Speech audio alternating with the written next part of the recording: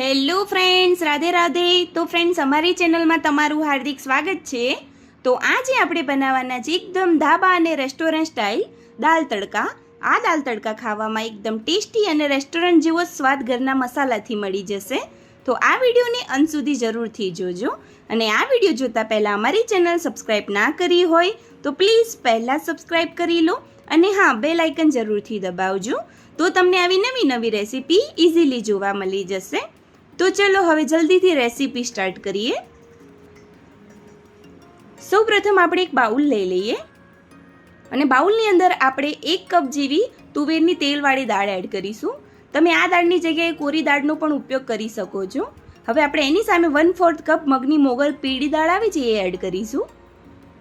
હવે આ બંને દાળમાં પાણી નાખી દઈએ અને દાળને સરસ રીતે આવી રીતે હાથની મદદથી વોશ કરી લઈશું. આવી રીતે દાળને સરસ વોશ કરી લીધી છે. હવે આ પાણી છે એને કાઢી લઈશું. આવી રીતે દાળમાંથી બધું પાણી કાઢી લીધું છે અને દાળને સરસ રીતે વોશ કરી લીધી છે. હવે આપણે દાળને બોઇલ કરીશું. હવે બોઇલ કરવા માટે આપણે એક પ્રેશર કુકર લઈ લઈએ અને પ્રેશર કુકરની અંદર જે વોશ કરેલી દાળ છે એને એડ કરી લઈશું. હવે દાળ બોઇલ કરવા માટે આપણે 2 ગ્લાસ જેવું પાણી એડ કરીએ. હવે એની અંદર સ્વાદના એકોર્ડિંગ મીઠું એડ કરી લઈશું અને ચપટી હળદર એડ કરીએ.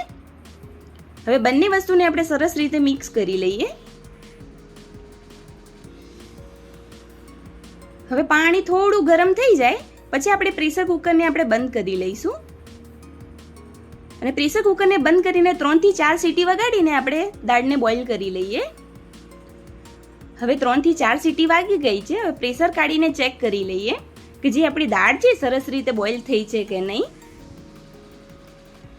હવે ચમચાની મદદથી ચેક કરીશું તો જે આપણી દાળ છે સરસ રીતે મેલ્ટ થઈ ગઈ છે અને બોઇલ પણ સરસ થઈ ગઈ છે. તમે જોઈ શકો છો કે દાળ આવી રીતે જ આપણે બોઇલ કરવાની છે. હવે આપણે દાળનો વઘાર કરીશું. એના માટે આપણે એક કઢાઈ લઈ લઈએ અને કઢાઈની અંદર આપણે 1 ચમચા જેવું તેલ એડ કરીશું. તેલ ગરમ થઈ જાય પછી 1 ચમચી આપણે જીરું એડ કરીએ. જીરું થોડું શેકાઈ જાય પછી અડધી ચમચી હિંગ, 4 થી 5 નંગ જેવા મીઠા લીમડાના પત્તા, 1 લીલા મરચાંના નાના ટુકડા કરીને એડ કરીશું. હવે સરસ રીતે મરચાંને શેકાવા દઈએ. હવે મરચાં શેકાઈ જાય પછી 1 મીડિયમ સાઇઝની ડુંગળી ચોપ કરીને એડ કરીશું. આવી રીતે ઝીણી ચોપ કરીને જ એડ કરવાની છે ડુંગળીને. હવે આ ડુંગળીને આપણે ગુલાબી કલરની થાય ત્યાં સુધી આપણે એને શેકાવા દેવાની છે જેથી કચાશનો ભાગ દૂર થઈ જાય. હવે જે આપણી ડુંગળી છે થોડી શેકાઈ ગઈ છે. હવે એની અંદર 1 ચમચી આદુ અને લસણની પેસ્ટ એડ કરીશું. હવે આદુ લસણની પેસ્ટને પણ થોડી વાર માટે શેકાવા દઈએ અને આપણે ગેસના ધીમા ફ્લેમ ઉપર જ શેકાવા દેવાનું છે જેથી બળી ના જાય.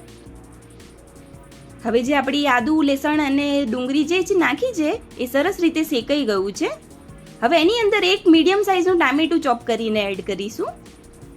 હવે સરસ રીતે ટામેટાને પણ મિક્સ કરી લઈએ અને ટામેટાને પણ થોડી વાર માટે શેકાવા દઈએ. ટામેટું સોફ્ટ થાય ત્યાં સુધી આપણે એને શેકાવા દઈશું. હવે આ બધી જ વસ્તુ શેકાઈ જાય પછી આપણે સ્વાદના એકોર્ડિંગ મસાલા કરીશું. અડધી ચમચીથી ઓછી હળદર, 1 ચમચી ધાણા જીરું, 1 ચમચી લાલ મરચું પાવડર. આપણે લાલ મરચું પાવડર ઓછું નાખીશું કારણ કે અંદર લીલા મરચાંના ટુકડા નાખ્યા છે એટલા માટે. પણ તમે જેટલું તીખું ખાઈ શકતા હો એટલું લાલ મરચું પણ એડ કરી શકો છો. હવે બધા મસાલાને સરસ રીતે મિક્સ કરી લઈએ. હવે મસાલા બળી ના જાય એના માટે આપણે ગરમ કરેલું 1/4 કપ જેટલું પાણી એડ કરીશું. હવે સરસ રીતે બધા મસાલામાં મિક્સ કરી લઈએ. હવે જે મસાલા છે આપણા સરસ રીતે શેકાઈ ગયા છે તમે જોઈ શકો છો અને પાણી છે એ પણ સરસ રીતે બળી ગયું છે, તેલ છૂટું પડી ગયું છે. હવે જે આપણી બોઇલ કરેલી દાળ છે એને એડ કરી લઈએ.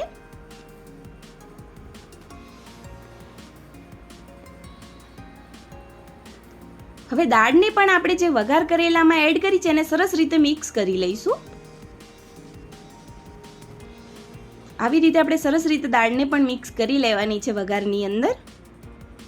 હવે આપણી દાળ સરસ રીતે ઉકળી જાય એના માટે આપણે અડધો ગ્લાસ જેટલું પાણી એડ કરીશું ગરમ કરેલું. હવે સરસ રીતે મિક્સ કરી લઈએ. આ દાળ અત્યારે પતલી લાગે છે, પણ જેમ જેમ ઉકળશે એમ આપણી દાળ જે છે એ ઘટ થઈ જશે.